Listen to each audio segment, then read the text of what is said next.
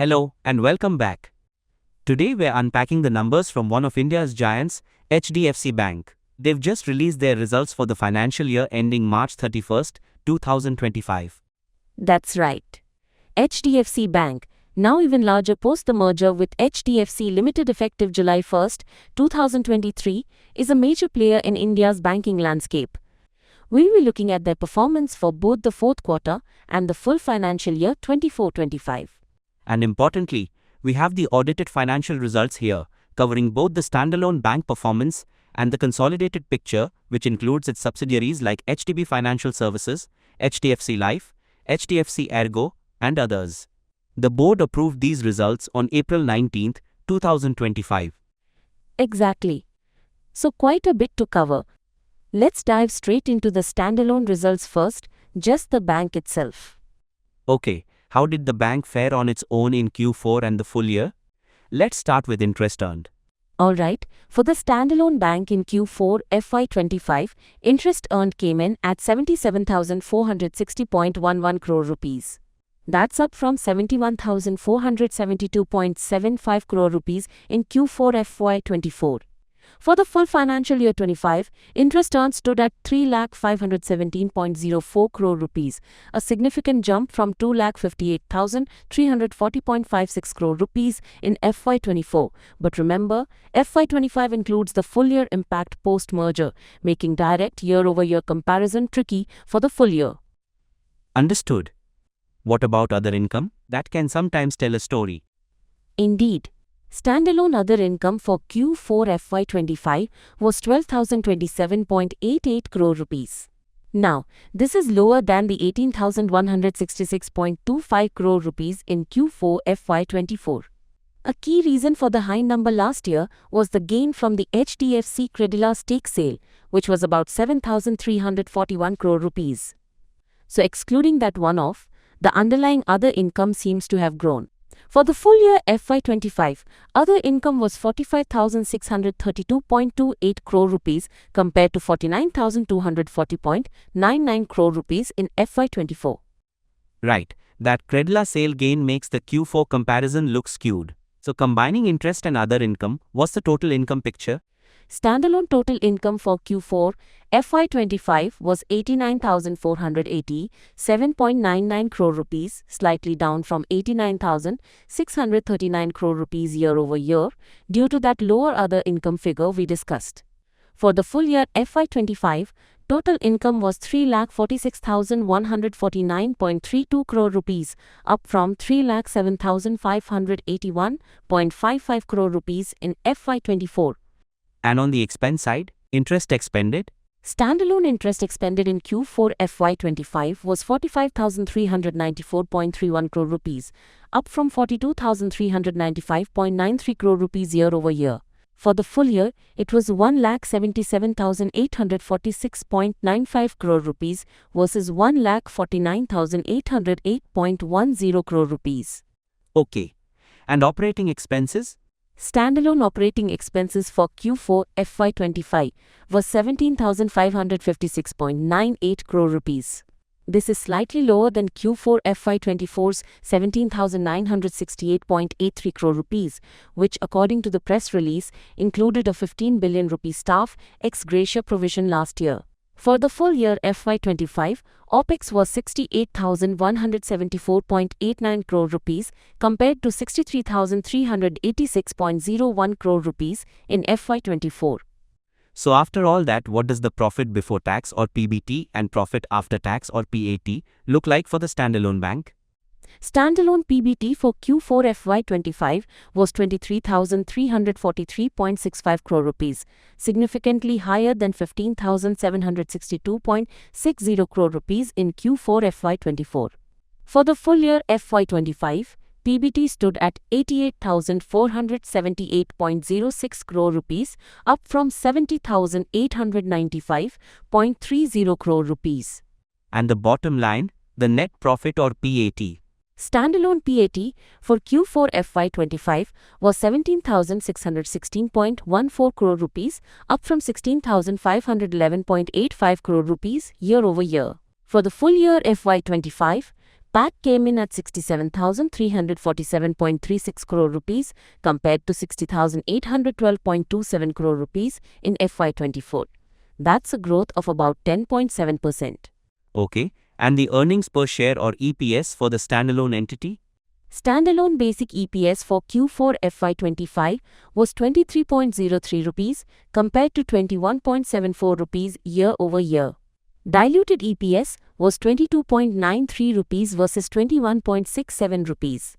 For the full year FY25, basic EPS was 88.29 rupees up from 85.83 rupees and diluted EPS was 87.90 rupees up from 85.44 rupees. Got it. Now let's switch to the consolidated picture, including all the subsidiaries. How do the numbers look there? Let's start with total income again. Okay, consolidated total income for Q4 FY25 was 1,20,268.76 crore rupees, slightly down from 1,24,391.35 crore rupees in Q4 FY24. Remember, consolidated other income includes insurance premiums, which were significant. For the full year FY25, consolidated total income was 4,70,915.93 crore rupees, a substantial increase from 4,07,994.77 crore rupees in FY24, again reflecting the merger impact. And the consolidated profit before tax? Consolidated PBT for Q4 FY25 was 25,573.39 crore rupees, UP strongly from 17,761.39 crore rupees year-over-year. For the full year FY25, consolidated PBT was 96,242.05 crore rupees compared to 76,568.60 crore rupees in FY24. What about the consolidated profit after tax, the final net profit for the group? Consolidated PAT after minority interest for Q4 FY25 was 18,834.88 crore rupees. This is UP from 17,622.38 crore rupees in Q4 FY24. For the full year FY25, consolidated PAT stood at 70,792.25 crore rupees compared to 64,062.04 crore rupees in FY24. The press release mentions that consolidated PAT, adjusted for certain one-offs, grew by approximately 10% year-over-year for the quarter. And the consolidated EPS? Consolidated basic EPS for Q4 FY25 was 24.62 rupees versus 23.20 rupees year-over-year, and diluted EPS was 24.52 rupees versus 23.12 rupees year-over-year. For the full year FY25, basic EPS was 92.81 rupees versus 90.42 rupees year-over-year, and diluted EPS was 92.39 rupees versus 90.01 rupees year-over-year. Okay, let's talk profitability. The press release mentioned net interest margin or NIM for the standalone bank. What were those numbers? Yes, for the standalone bank in Q4 FY25, the reported net interest margin was 3.54% on total assets and 3.73% based on interest earning assets. They also provided a core NIM, excluding 7 billion rupees of interest on income tax refund, which was 3.46% on total assets and 3.65% based on interest earning assets. There seems to be some pressure on margins, likely due to funding costs post-merger. And we saw the PAT growth around 10.7% standalone for the year and roughly 10% adjusted consolidated for the quarter. How does the profitability compare between standalone and consolidated? The standalone bank contributed the lion's share of the profit with 67,347 crore rupees for the year, while the consolidated profit was 70,792 crore rupees. The subsidiaries like HDB Financial, HDFC Life, HDFC Ergo, HDFC AMC and HSL add to the overall bottom line, though the bank itself is clearly the main engine. Were there any significant exceptional items reported in either the standalone or consolidated results? No, there were no items classified as exceptional items in these results for the quarter or year ended March 25, which suggests a cleaner operational performance view, although we need to keep in mind the various one-offs impacting other income and operating expenses in the comparative periods. Let's move to the balance sheet. What are the key highlights for the standalone bank? Assets, deposits, advances, asset quality? As of March 31st, 2025, the standalone bank's total balance sheet size was 39,10,198.94 crore rupees, UP from 36,17,623.06 crore rupees a year ago. Total deposits reached 27,14,714.90 crore rupees, an increase of 14.1% year-over-year. CASA deposits grew 3.9%, with the CASA ratio standing at 34.8%. Gross advances were 26,19,608.61 crore rupees, UP 5.4% year-over-year. The press release mentions advances under management grew 7.7% year-over-year.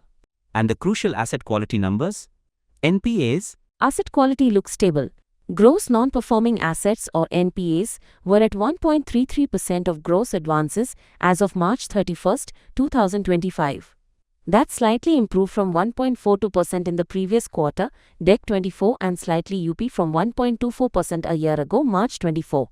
Net NPA stood at 0.43% compared to 0.33% a year ago. The bank also mentioned its network size, 9,455 branches and 21,139 ATMs as of March 25. How does the consolidated balance sheet look in comparison? Similar trends? Broadly similar. Consolidated total assets were 43,92,417.42 crore rupees as of March 31, 2025, UP from 40,30,194.26 crore rupees a year ago. Deposits and advances figures are also directionally similar to the standalone bank. Any news on dividends for shareholders? Yes, good news for shareholders. The board has recommended a dividend of 22 rupees per equity share of 1 rupee face value for the financial year 24-25. That's a 2,200% payout. This is subject to shareholder approval, of course. The record date to determine eligibility is Friday, June 27, 2025. Okay, 22 rupees per share. Now, a big part of HDFC Bank's story, especially consolidated, is its various business segments. How did they perform? Looking at the consolidated segment results for Q4 FY25, Treasury reported a profit before tax or PBT of 1,230.69 crore rupees. Retail banking delivered a strong PBT of 8,148.74 crore rupees. Wholesale banking was the largest contributor with a PBT of 10,406.43 crore rupees. Other banking operations added 4,143.85 crore rupees in PBT. Insurance business contributed 1,871.17 crore rupees to PBT. Others, this segment likely covering other subsidiaries like AMC, securities, etc., added 358.57 crore rupees. Clearly, wholesale and retail banking remain the core profit centers, with treasury and insurance also making significant contributions. How does that segment performance compare year-over-year for the quarter? Comparing Q4 FY25 PBT to Q4 FY24, Treasury PBT is down from 9,128 crore rupees last year, likely due to MTM gains or trading differences. Retail banking PBT is significantly up from 426 crore rupees. Wholesale banking PBT is also strongly up from 3,966 crore rupees. Other banking operations PBT is up from 2,825 crore rupees. Insurance PBT is up from 1,320 crore rupees. Others, PBT is down from 678 crore rupees. So strong growth in the core banking segments, retail, wholesale, other, and insurance, offsetting the lower treasury contribution compared to last year's Q4. So summarizing the overall performance for the year, keeping the merger context in mind? It's been a year of integration and navigating a higher interest rate environment. Standalone PAT grew about 10.7% and consolidated PAT also showed decent growth, especially when adjusted for one-offs. NIMs faced some pressure, as noted post-merger, but fee income showed good traction.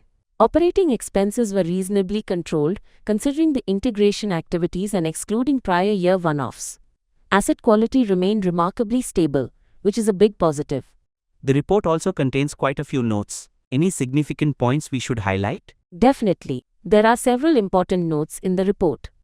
For starters, Note 8 standalone and Note 7 consolidated remind us that FY25 results aren't directly comparable to FY24 because of the merger that happened on July 1st, 2023. Right. That merger context is crucial for any year-over-year analysis. What about their investment practices? Note 5 talks about transitioning to new RBI norms for investment classification starting April 1st, 2024. That actually resulted in a net gain that went straight to their reserves. Interesting. I know they've been active with various stake sales and acquisitions too. Absolutely. Notes 9 and 10 detail the HDFC Credila sale completion in FY24 and the head sale in FY25. They've also covered rights issue subscriptions in HSL and HDFC Ergo in Notes 11 through 13, plus an acquisition in HCAL during FY25. What about their provisioning practices? Any insights there? Note 15 mentions they reassessed and reversed some AIF provisions during the year, with 288 crore rupees still held as of March 25. And interestingly, Note 16 points out they made nil floating provisions in Q4 FY25 compared to 10,900 crore rupees in Q4 FY24. That's a significant difference in provisioning. Any updates on the HDB Financial Services IPO we've been hearing about? Yes, Note 21 confirms that HDB Financial Services has filed its draft red herring prospectus for an IPO. It will include both a fresh issue and an offer for sale by HDFC Bank. And what about tax-related items? Those can sometimes have material impacts. Indeed. Note 20 highlights a significant tax provision write-back in FY24 results due to favorable orders. And Note 19 mentions they reversed a service tax provision in FY25. That HDBFS IPO filing is definitely something to watch. Now, crucially, what did the auditors say? Any qualifications or concerns in their reports for standalone or consolidated results? Good news on this front. Both the standalone and consolidated financial results for the year ended March 31st, 2025, received an unmodified audit opinion. The joint statutory auditors for the bank were Pricewaterhouse LLP and Batley Boy and Purohit. For the consolidated results, the auditors noted their opinion is based on their audit and the reports of other auditors for certain subsidiaries and management-certified unaudited financials for the Employee Welfare Trust, which wasn't material. They also mentioned reliance on the work of other auditors and actuarial valuations for the insurance subsidiaries HDFC Life and HDFC Ergo, which is standard practice. So clean opinions across the board. Unmodified opinions are definitely reassuring. So wrapping up, what's the outlook for HDFC Bank, considering everything? Disclaimer: we advise investors to check with certified experts before taking any investment decisions. The outlook appears stable, but involves navigating the post-merger landscape. Strengths include the strong brand, extensive distribution network, stable asset quality, and diverse product suite enhanced by the merger. Challenges include managing NIM pressure in the current environment and fully realizing merger synergies. The performance of key subsidiaries will remain important. HDBFS reported of 2,180 crore rupees for the year, HDFC Life reported 1,800 crore rupees, and HDFC Ergo reported 500 crore rupees. The planned HDBFS IPO could unlock value. Risks include macroeconomic headwinds, intense competition, and any lingering integration challenges. So to summarize, HDFC Bank delivered a steady performance in FY25, marked by profit growth despite merger complexities and margin pressures. Asset quality remains a key strength, and the auditors have given clean opinions. The recommended dividend is substantial. The focus will likely remain on integration, managing margins, and leveraging the combined entity's strengths. Exactly. A year of consolidation and steady growth, setting the stage for future performance. Investors will be watching the NIM trajectory, loan growth, and synergy realization closely.